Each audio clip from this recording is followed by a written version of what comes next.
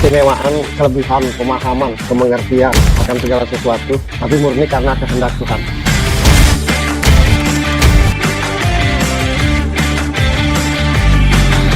Sesuatu yang tidak bersebab secara manusiawi, secara logika, tapi murni atas kehendak Tuhan. Dan atas kehendak Tuhan itu sendiri mau milih siapa?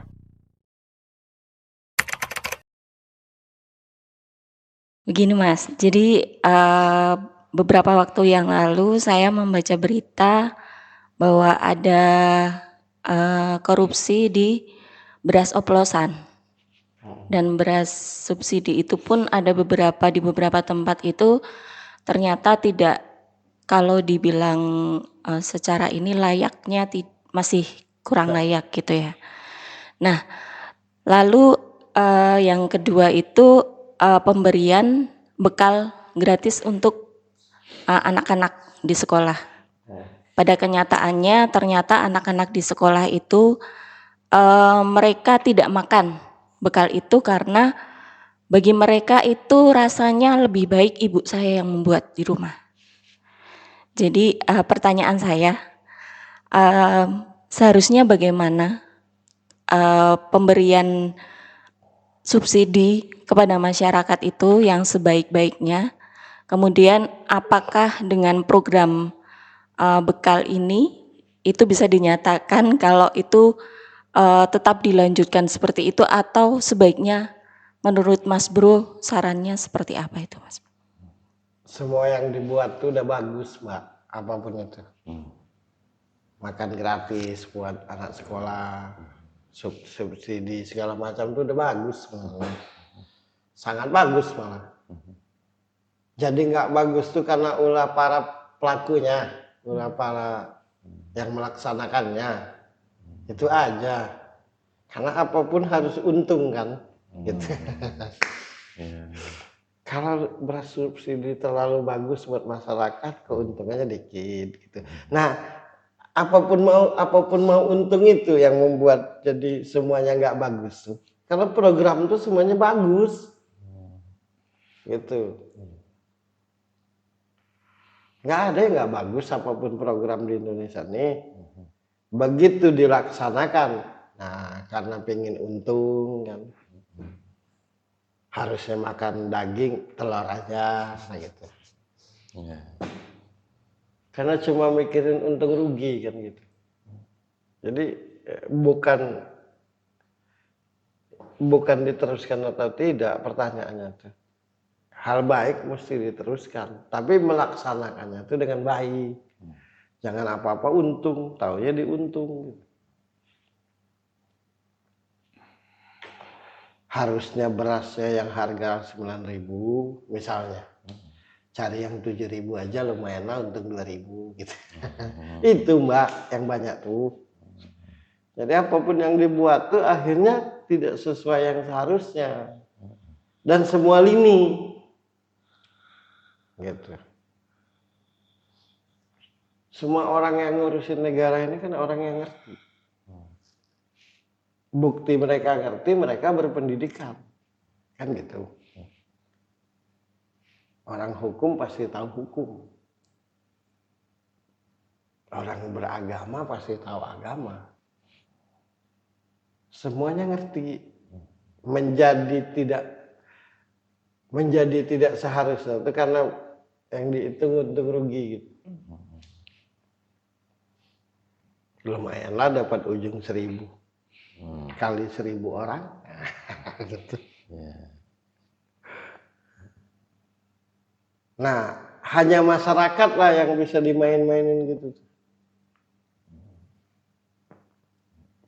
Misalnya aku memberi dana bantuan ke salah satu sekolah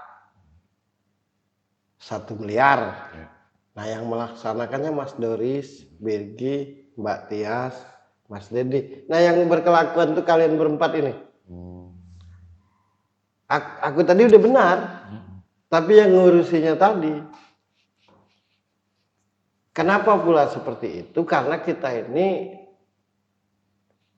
budaya kita ini sangat susah menghargai kinerja orang, ngerti nggak?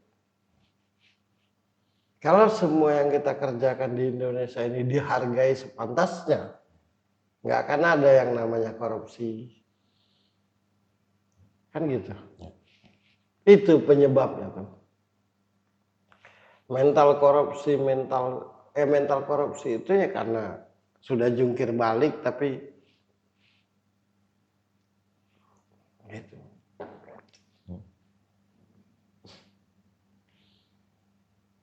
Misalnya Mbak Tias, desainer, sudah bikin baju sebaik-baiknya. Dihargai cuma berapa? Mau tak mau kan cari ujung biar bisa makan. Nah itu aja sih. Jadi mental korupsi itu penyebabnya karena kita tidak menghargai kinerja, tidak menghargai skill, tidak menghargai kemampuan yang ada pada kita. Sehingga mau tak mau,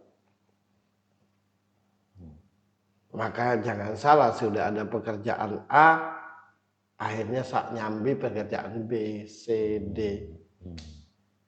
Kan gitu. Beda di luar sana. Mereka difasilitasi kan.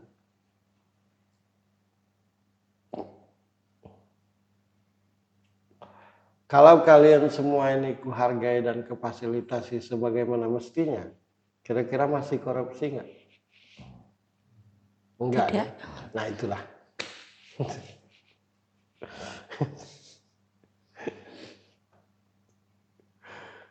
Jadi belajarlah menghargai setiap orang, belajarlah menghargai tiap talenta orang dengan sepantasnya. Pasti korupsi itu akan hilang. Lo jadi host di sini, penghasilan di acara ini mumpuni. Ya. Tapi lo kubayar tidak semestinya. Mau tak mau korupsi kan.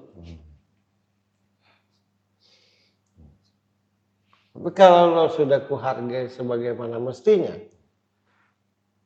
dan enggak kepikiran lagi soal makan, minum dan segala macam, ada mental korupsi nggak?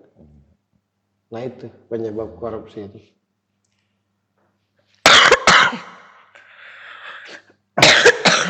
Biasanya yang bertingkah laku begitu tuh pelaksana tugas.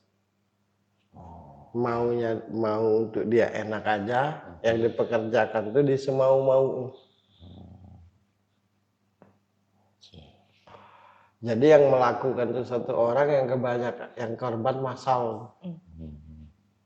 Nah, jadi hargailah kinerja dan skill seseorang, pasti yang namanya korupsi itu akan hilang. Maksudnya harga itu dengan materi gitu ya, bukan dengan terima kasih toh. Karena terima kasih nggak bikin kenyang gitu.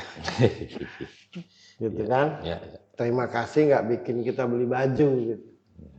Tapi harganya sepantasnya. Kalau baju Mbak Tias itu ku beli dengan mahal, kira-kira mau bikin jelek nggak? Enggak kan? Nah gitulah. Jadi selama tidak bisa seperti itu, selamanya juga korupsi itu akan ada.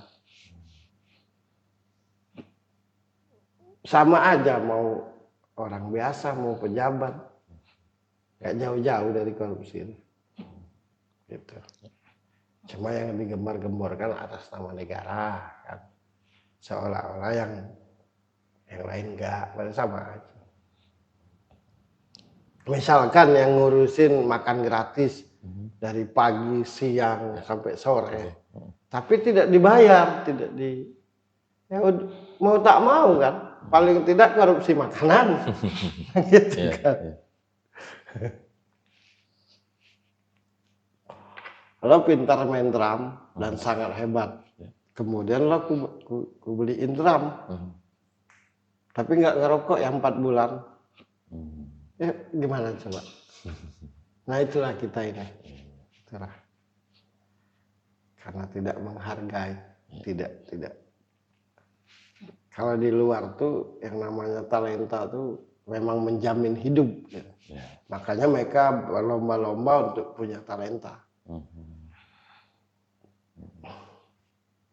Kalau di kita ini susah.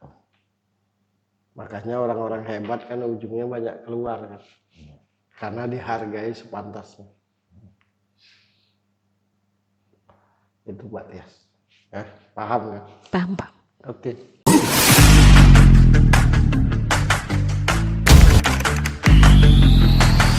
Keistimewaan, kelebihan, pemahaman, kemengertian akan segala sesuatu, tapi murni karena kehendak Tuhan.